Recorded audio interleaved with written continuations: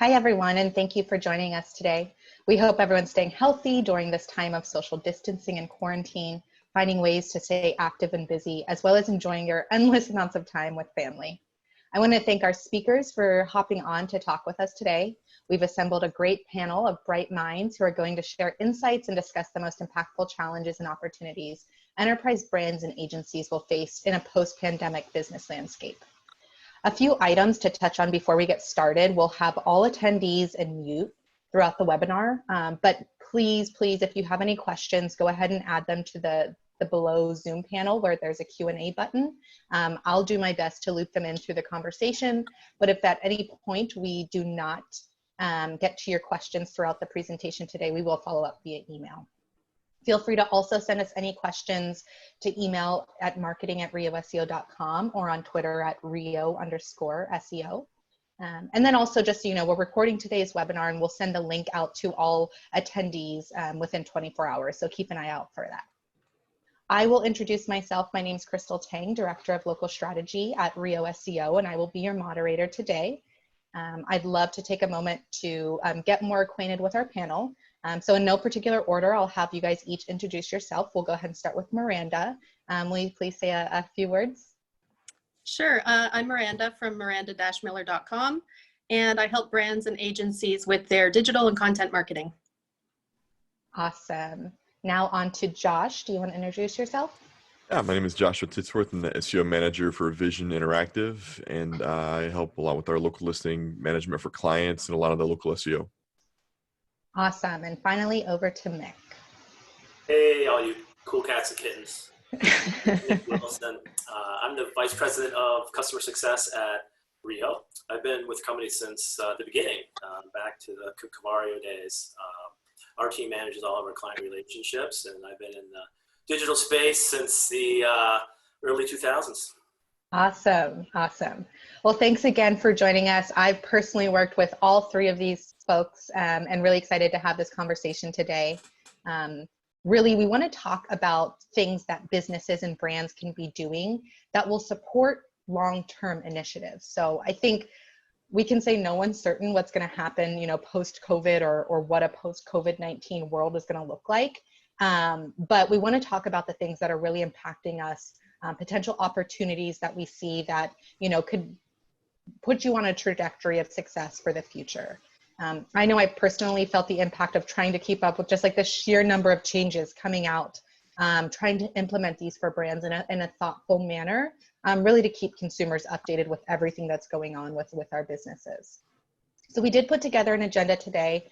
We'd like to keep our webinar conversational to make sure it's helpful for everyone tuning in. So please don't hesitate if you have any questions, please put them in the Q&A panel. And so we'll go ahead and get started. To begin, we wanted to share a few numbers that will illustrate the dramatic shifts we're already seeing in consumer behavior as a result of shelter-in-place recommendations in many regions. So CoreSite research found that as of March 25th, 95% of people said that they were avoiding public areas, and there has been a drop in discretionary shopping.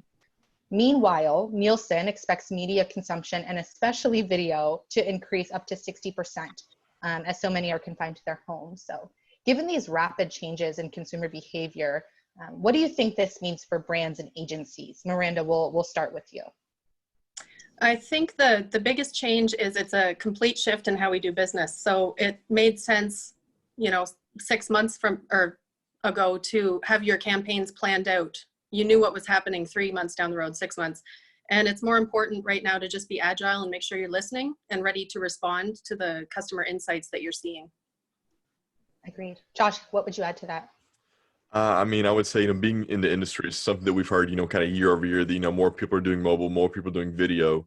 And, you know, to hear those numbers, it's not, you know, too surprising to see that they've seen that much of an increase. And I would say, you know, if you haven't been doing mobile or doing video, now's the time to really jump into it and get involved with it and start experimenting with it. If you got some downtime, you want to get creative with it. I mean, start making videos, start, you know, getting your brands and agencies more involved in doing that with your clients, you know, trying to, you know, tap into something that is growing. Yeah, completely agree. What about when considering industries with massive shifts in demand varying how would enterprise brands manage their marketing budget right now? Have you had any conversations, with clients seeking advice? Are you shifting your tactics and suggestions? Mick, what would you say there? Yeah, well, I think a key here is really looking at your analytics or other tools that are available out there, Google Trends, and doing a lot of testing and learning. Things are happening very quickly, changes daily in Google almost these days, and every vertical and every client set is a consumer set is going to act a little bit differently depending. And, we already are seeing huge shifts into, curbside pickup. So I think, for example, or contactless delivery. And I'm seeing a lot of our retail clients, for example, really quickly adapting to curbside pickup, which I think is really forcing brands that maybe were a little behind the curve to catch up really quickly. And I've actually seen quite a great response by many brands. But then I think consumers too are adapting. Consumers that were maybe resistant to doing curbside pickup or online ordering, mobile ordering, etc., are now adapting. And I think it's going to be a permanent shift. I really do. Agreed. Miranda, I know you mentioned, adjusting your schedule. So not looking 3 months, 6 months out, but really being agile and ready to move. Have you had these types of conversations about tactics and marketing budget? And if so, you want to share some of kind of your insights there? Sure. I think a few weeks ago, we saw a mass panic and there were a lot of knee-jerk decisions being made and an emotional reaction happening. And now that we're sort of a few weeks into this, it's good to see that people are looking at their data more, deciding, if this goes on for several months and this is just the new business as usual, if this is what it's going to look like, that it's this uncertain, how can we make budget decisions quicker? And how can we reallocate in places that make sense? So there was this initial reaction, we need to cut the SEO budget. We're going to stop all PPC. But right now it might actually make sense to shift some of your PPC more towards promoting content so you can build an audience for remarketing. And we're starting to see those sort of more creative data-backed conversations happening, which is, I think, where we need to be right now. Yeah, I completely agree. I think what I've seen is these, organizations that oftentimes took 6 or 9 months to just make a decision that, a lot of people thought would be really easy. Now they're really churning out the changes and adapting much quicker, which, again, is just a sign of the times, but I think hopeful. And to Mick's point, a lot of these things that are going to be long lasting, I think that could be one of them. Probably not to the degree that we're seeing today, but I think they'll be more open to making quick changes and experimenting a little bit more. So a follow-up question for Josh, what other support and advice do you think we can offer to brands who are struggling to prioritize, where revenue may be down right now?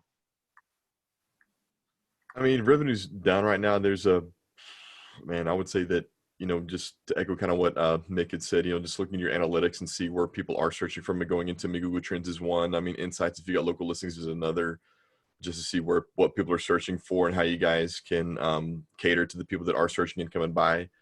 I think, being able to capitalize and utilize on Google Posts is a huge must right now. To let, communicate with the people that are searching and, hey, we are still able to serve you guys. This is how we're keeping our employees safe, how we're still able to safely cater to our clients. And I would say, if you've got to invest in something, look at your list of recommendations that your agency has sent you or worked with and say, okay, what have we said in the past we don't have time to do right now? And then just work on the stuff that you suddenly have time to do. And just make smart decisions based on your analytics. Agreed. Mick, what would you kind of add to that about, brands that are struggling? I know we've had a lot of conversations like this, but we've also had some, really hopeful kind of things come from that. Yeah, absolutely. A big thing that I'm seeing, and I think I'd stress this to everyone, is to really communicate a lot with your customer base, through different channels, right? Obviously, things like email, leveraging your email lists. You don't want to oversaturate, but I think regular communications are key, just sharing updates, but also using other vehicles like your website.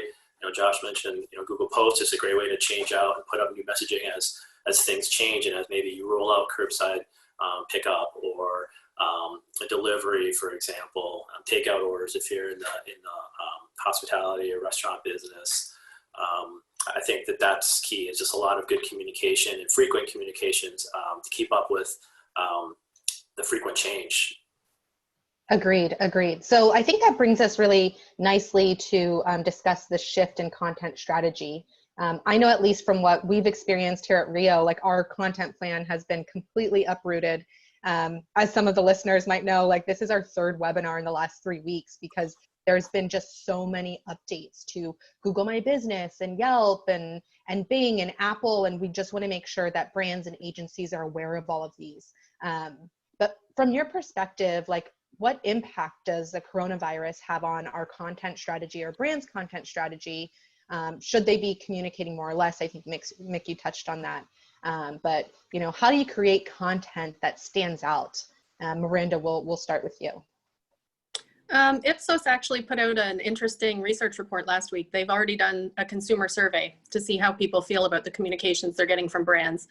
And I know when we first saw the mass shutdown in the service sector, I got an email from every CEO of every company whose list I'd ever been on, and it was super overwhelming. So that initial instinct was, well, maybe we shouldn't be reaching out right now unless it's something critical because people are overwhelmed. But Ipsos research found that actually only 4% of people think that brands should stop advertising right now. And the vast majority are actually looking to them for guidance and advice and help in understanding how to navigate this in many different ways. So 74% actually want to hear from brands if it's helpful information.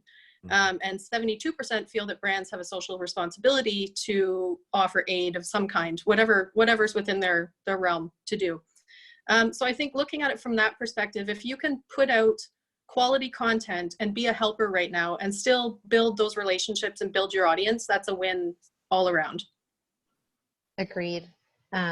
Josh, are there anything, you've kind of suggested in terms of shifting communication, whether, at Vision or with the brands you guys are working with?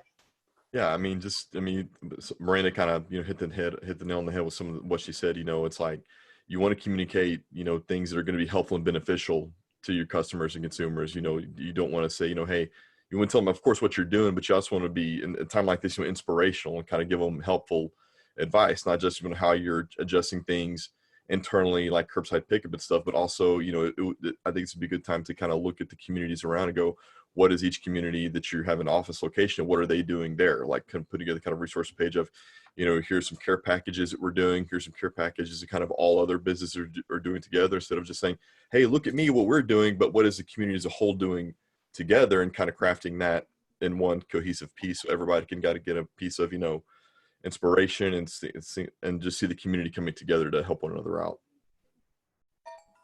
Awesome.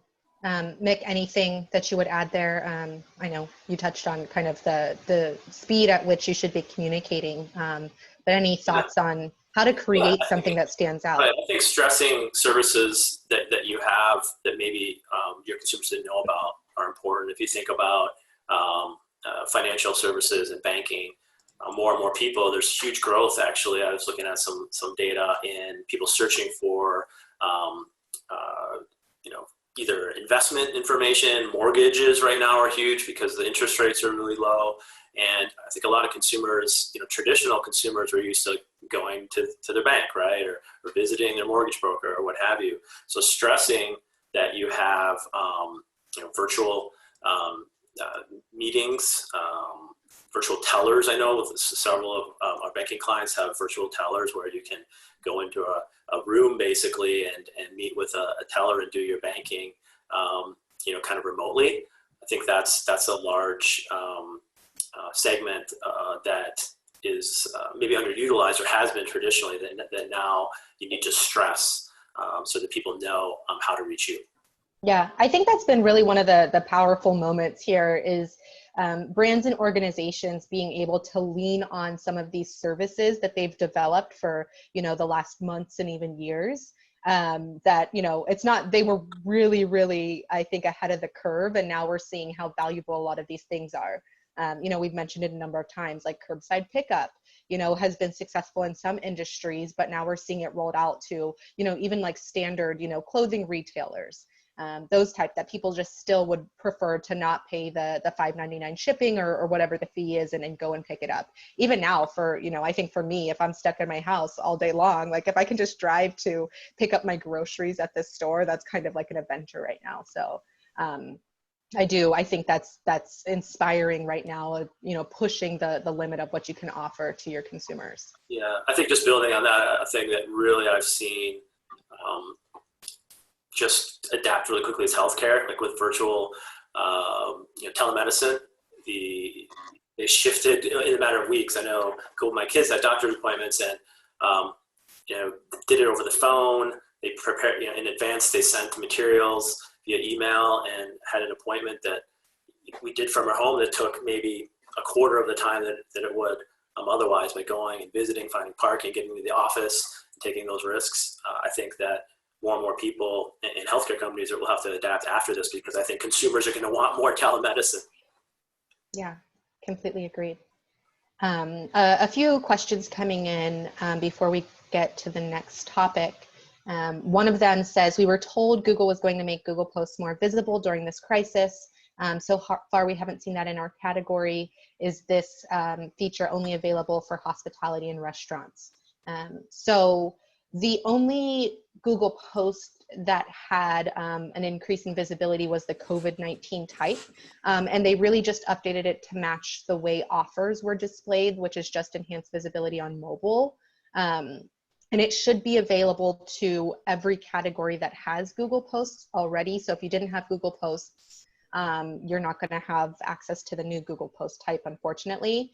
And then I have seen a few categories that for some reason just got missed in the update. I think Google's just rolling so much out that there's, little blips in what they're doing, which is understandable at this time. They'd rather just kind of get it out with some flaws, but at least get, most businesses able to access it. So if you do have Google Posts and it's not there, I would definitely post on the Google My Business forum. And, we could take a look and escalate it. And then another question, just kind of about what we were talking about. What advice would you give to restaurants who are unable to provide their customers with delivery or curbside pickup? Anyone kind of want to add thoughts here, given all the changes with restaurants? There's a National Restaurant Association in the States that has put out a pretty sizable resource. And I think it covers, if you have switched to takeout and delivery, or if you've had to shut down. I know I'm not as familiar with what's happening in the States because I am in Canada, but restaurant owners here and their staff do qualify for government assistance. And unfortunately for many, I think until we get past this initial phase of serious isolation, they might be shut down for some time. Yeah. I think hopefully, the person who submitted that question, if they at least offer takeout versus, curbside pickup, or shifting to make takeout available. That's one way I've seen like local restaurants by me be able to, stay open to some degree. It might be with more limited staff and a more limited menu, right? To make it a little more feasible. But I do think if you can stress that you still have takeout, I've found some great places to market that. If you are a restaurant and you are open and people maybe really don't know that, as Nextdoor is a great place to promote that, because people really spread the word in the local community. Because I think everyone in your local community, if you start like really hyper local, they want to see their local businesses stay open, right? They want to, as we come out of this, you want your favorite restaurant to be open in your neighborhood or what have you. And so I think that Nextdoor is a great place to spread the word, as well as Facebook. Yeah, I would definitely say Facebook, Nextdoor, alongside updating, your GMB profile. Those are going to be really helpful for those local restaurants. I've seen, some in San Diego, some restaurants now, because you can actually allow with your meal to take drinks. And I've seen them like put pre-made drinks in mason jars to go and post that on Instagram and stuff. And, what other way to entice someone than, you can get a cocktail with your dinner takeout. So definitely, I think thinking about the more social and community-based ways to communicate this, if you can do pickup, if you're not offering delivery or curbside, I think would be a great option. And if I can just add to that, I think it's really important to if you can share the most accurate, up-to-date information, especially around food packaging, because we have seen some, not necessarily misinformation, but as public health officials have learned more about COVID-19 and how it spreads, there were initially concerns about cardboard packaging and plastic bags and things like that.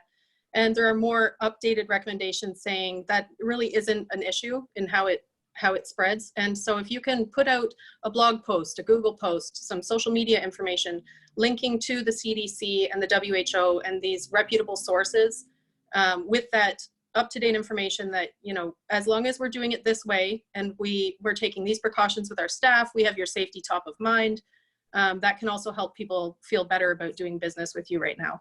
Yeah, I think that's incredibly important, especially if you're posting on like a Facebook, where people tend to spread misinformation. So love that suggestion. All right, so we haven't quite touched on local pages. What updates or content should multi-location brands incorporate on local pages when we're thinking about, you know, content and services? Mick, what have you seen and what have your suggestions been for implementing on-page elements? Well, I think, you know, if you have a locator that you can push content to or update content to your existing local pages, front and center, you know, above the fold, putting your latest updates on, you know, your operating hours or, you know, new services or highlighting services like, you know, video conferencing or curbside pickup, etc., is one important aspect. So being able to update your existing content.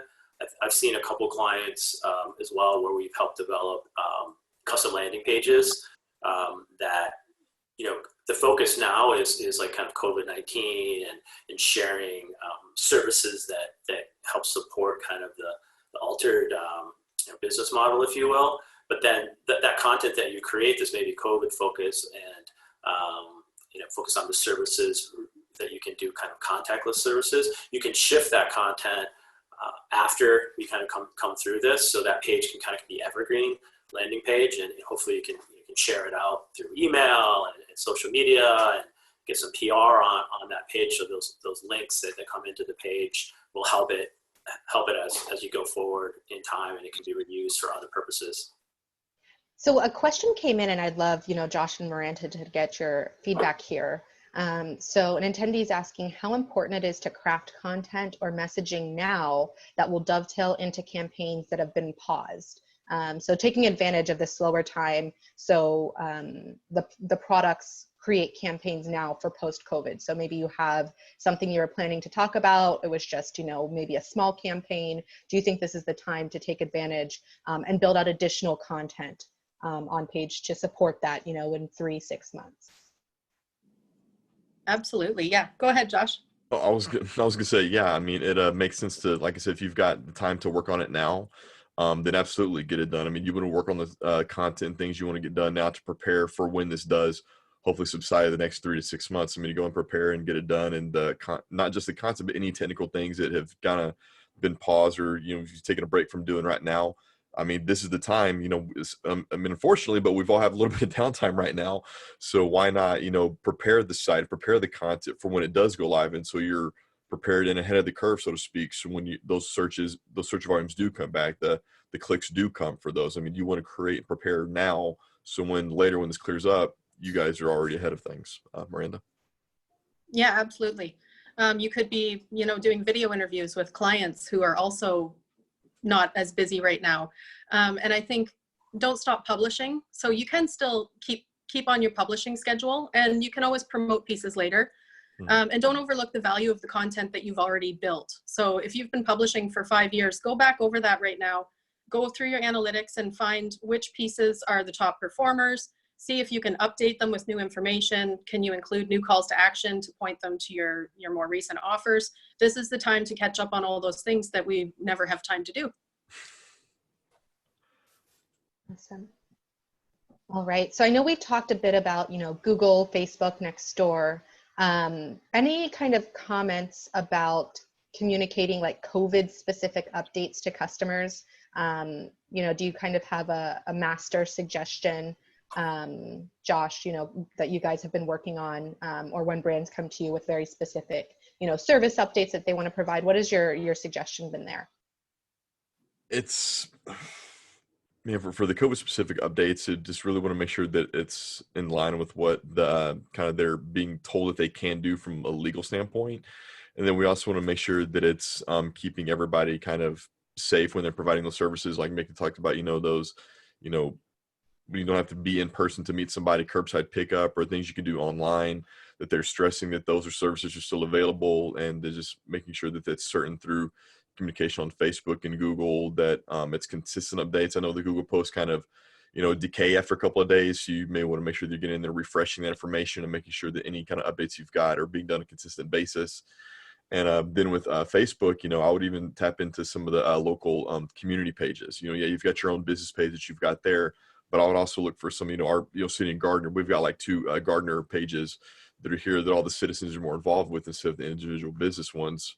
So I would even urge businesses, look for those city specific local pages where everybody's going to and talking about, and, maybe chime into the conversations and say, well, we're actually offering curbside pickup, or we're actually offering takeout. And they may be waiting for people to go to their Facebook page and see that, but you can go to those conversations where people are asking, where can I eat at today? And the business can chime in and say, we're actually doing pickup today. And I've actually found a couple of local places around here that I didn't even know were still opening or offering that, just from some of those conversations. So one of, I think, the more prominent things, we've been dealing with specifically at Rio has been temporary closures, limited hours, and those types of things. I'll take this question to Mick. What advice have you offered to brands about leveraging either temporary closures, limited hours? Will this impact ranking? Kind of that whole conversation. Yeah, I mean, as far as impacting ranking, I'll just start there. I mean, I really don't think that there'll be any long-term impacts, and I think Google's pretty much said as much. But as far as temporary closures, there's a lot of different treatments, and there's been a change even since the beginning. From like a month ago to now. I think it's important for people to understand that there's something called special hours that can be leveraged, where you're putting out it's kind of considered to be temporary hours, but it's something that you can leverage through GMB and even the GMB API to publish hours that maybe are modified slightly, and then it's easy to shift back as you return to normal hours. I think that's a key understanding. A lot of I would say it's misinformation, a lot of confusion out there about, do I mark myself temporarily closed? Do I use my primary hours, etc.? Yeah, no, I completely agree. I think we've also leveraged special hours a little bit more because Google has prioritized the use of special hours and publishing special hours, and they actually delayed the publishing of updates to primary hours. So even if we have brands that have technically changed their primary hours, we'll see those delay for 3 or 4 days when special hours are going live and still near real time. So sometimes we've kind of used both of those, and it's really just determining what works best for the brand. Josh, have you come across any issues with that? Any thoughts about temp closures? No, I mean, definitely knowing that special hours getting precedence over the normal hours is something that I kind of had to relate to clients, because they were saying, why aren't our updates going through? And I'm just having to explain to them, well, there's kind of stuff going on at the same time. So it's kind of a priority queue. It's not that it's getting ignored, but if we want to get these hours of stuff done, then we need to go the special hour route. When it comes to temporary closures, I mean, I've tried my best to get like a time frame of when it is, so we don't just mark something as closed. So as best we can, saying, well, first we heard the end of March, and so we had temp close at the end of March, and then it's, we have temp close at the end of April, and so we're adjusting the special hours to be the temp close at the end of April. So I would say on that, to try and judge it on a week-by-week basis if you can, and then extend those special hours out as needed. And then again, I know we keep talking about communication, but you really can't, at a time like this, you really can't over-communicate. I mean, you want to let people know what's going on and just, tell them, hey, until this time passes, we're expecting this to be temporary closed until X time. But in the meantime, this is what you can expect to find from us. All right, so let's switch gears a little bit and talk about post-recovery, because I think, one thing we do know for certain, that governments and health agencies are planning to loosen restrictions. We don't know what it will look like or when it will happen. We keep saying, 3 to 6 months. But will we see the return of foot traffic and revenue, or do you think, you know, this might cause a consumer behavior adaptation to more virtual services and shopping? Miranda, we'll start with you and kind of your opinions there. I read an Ad Age article this week with a consumer psychologist who was reminding brands that it takes an average of 66 days for a new behavior to take hold, basically. And also that core site research that we referenced earlier, they found that over 47% of people expect that their new behaviors that they're getting used to right now will stay with them.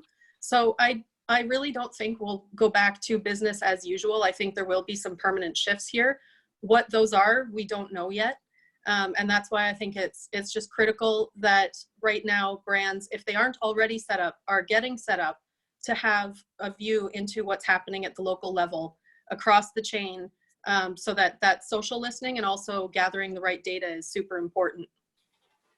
Yeah. I think even to like what Mick said about the telemedicine visits, like if I don't ever have to go to the doctor for a checkup again, like if I don't want to. So I definitely think there will be long-term shifts in what we expect, and hopefully what businesses adapt to, you know, kind of post this, you know, weird time that we're in right now.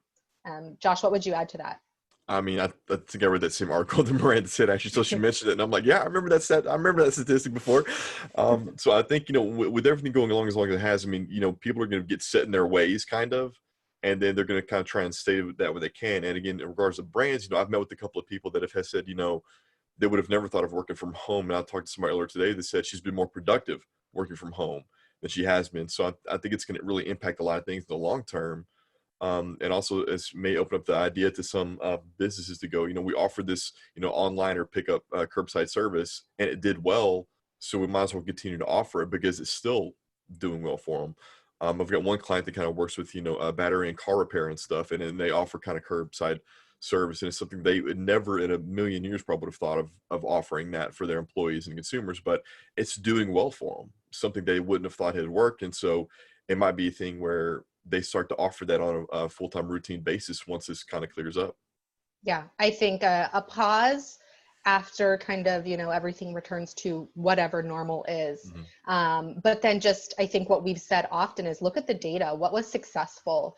I think the success has a lot to do with what consumers are going to expect, and not just because it's the time that we're in. So I think this is what worked for us. Are there adjustments we need to make this a long-term service or process that we offer? Because I'm sure there's a lot of improvements that can be made to what people are doing right now. They're just like, we got to do whatever we can to make it work. But I think that will be a really interesting time for consumerism. Yeah, and just to add on that, you know, tonight, this is a lot of companies ended up doing this also on a quick pivot, you know, because it's kind of an emergency thing. They had to adjust to it. And once they're given that time to, like you said, you know, pause to kind of reassess, then they can, you know, bring more resources in it to do what they're doing now more adequately moving forward. So they can improve the processes that were made on a quick change now to be more long-term and more substantial moving forward. Yeah. I think brands will have to evaluate as we come out of this. I mean, you know, you talk about return to normal. I don't know that we ever will. I think there's going to be a new normal, personally, and you know, things like maybe more like Asia, right? If you know, you go to Asia, people have been wearing masks and that type of thing. Even though we're going to see, you know, the numbers come down and you know, hopefully the virus, you know, not be totally eradicated, but minimalized. I do think people are going to think differently about public contact and restaurants and large gatherings in the near term. Right. And so once we kind of come out of the peak and things are starting to heat up again in the consumer marketplace, I think that brands should you kind of reevaluate all your priorities that you had coming into 2020 and probably reprioritize some things based on you know, what you've learned over the last several months, but also how you know, there's probably going to be some permanent shifts in the ways of consumer behavior. So speaking some of those permanent shifts, Mick, we'll just kind of stay with you. What are the SEO considerations for right now? Like, is there something just in kind of general SEO that you think will be a long-lasting impact kind of, post pandemic and whatever that looks like? Is there, a course shift in how we look at SEO? Well, I think, it's content is king, right, with SEO. And I think now that is elevated more than ever. So I think, I talked about, creating some custom landing pages and having content that can kind of be evergreen, right, that you can mold and shift over time as you learn more about your customers and how they're going to react and how they're going to interact with your brand. So I really think it's about stressing or creating, having a good content plan. If you have good content and you put it up on your website or out, spread it across socially on sites that are technically SEO friendly, I mean, I think that's where you're going to win. It's going to be really around content. There's no like tips or hacks or magic bullets that I think have come about. I think it's really just about content and keeping it fresh. Josh, what are your, yes, Miranda, what are your thoughts there? I think the value of SEO in organizations is growing, and it's being recognized as more and more important. So we're not just talking anymore about bringing SEO in early when you need to make a change on the website or when you're planning a marketing campaign. But search data is really the voice of your customer. That is your customer telling you, their intent and their needs and their wants. And so that data belongs at the table in any conversation, any business decision, any change in operations. And so I think we'll see SEO sort of take a bigger seat at the table in organizations going forward. Yeah. Josh, any thoughts to add on there? Yeah, I mean, I've got one client and they're real estate, so they've really taken a bit of a hit with all this going on. And one of the last conversations we had was we talked about content and what the focus needed to be on in regards to communicating this to people and what they can expect on their properties moving forward. But also, I made mention of, there was a list of recommendations they didn't do because they didn't have the time constraints and able to do it. And I just made that mention, kind of, and I said this before, if you have the time now, why don't we work on those recommendations that you need to get done that you said we don't have time for, we don't have the resources for. I mean, we talked about, preparing the site for, 3 to 6 months down the road with that content. Take a look at the SEO recommendations that you guys have had laying around for a little while now and see, can we apply these now? Can we get these done while we've had this little bit of downtime and everybody has a little bit of, free time if you're having down to get this stuff implemented and done. To what Miranda said, SEO is going to become a bigger picture, have a bigger seat at the table. And I think that's very true with this coming forward. They want to, they're seeing all the communication coming through with Google and how much of important that's going to be. It's going to be more of a topic point. Yeah. Just building on that too, just mobile, obviously, we think about technical SEO and your content, making sure it's mobile friendly, because I do think more and more people will be continuing the recent trends, but I do think more people are going to interact with your brand on mobile. And so any content you do create, you want to make sure it's really, it loads well on mobile devices. And even if you have an app or you're thinking about developing an app, I think that, and I found myself anyway, that I've downloaded some apps from companies that maybe I've interacted with more in person in the past. I do think maybe there might be more usage of applications, mobile applications. Yeah, I definitely think, thinking holistically about your digital experience, in addition to whatever you're doing to serve the customer in person, is going to be incredibly important.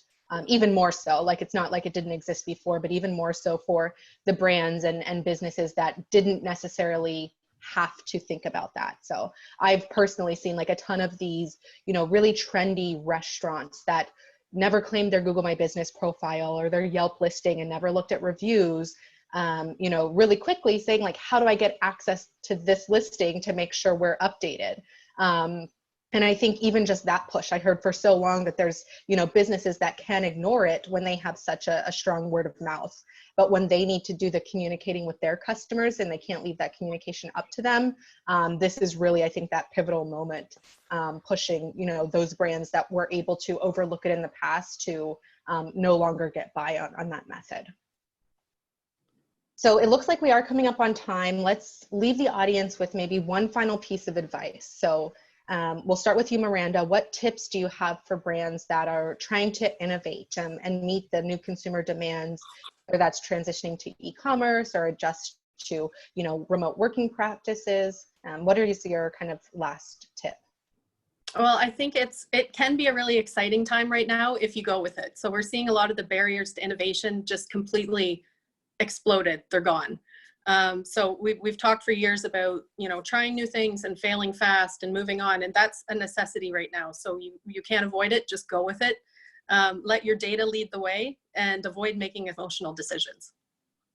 Love that. Josh, your final tips for brands? I would say with all this, just learn to be patient. I mean, for a lot of people, this is going to be a learning curve for a lot of them. I mean, like Miranda said, you know, trust your data and your analytics. I mean, that's going to guide you along the way. I mean, there's a lot of best practices stuff out there for e-commerce, and even from working from home. But I mean, look at your data, look at the trends, see what's going to best fit your company and your organization. And at this time, I would say, you know, worry about, there's no need to worry about over communicating on any platform. Just make sure you're communicating it and that you're being consistent in what you're saying. Awesome. Nick, last words? Yeah, well, I talked about testing and learning earlier. I think, you know, being adaptable is going to be key.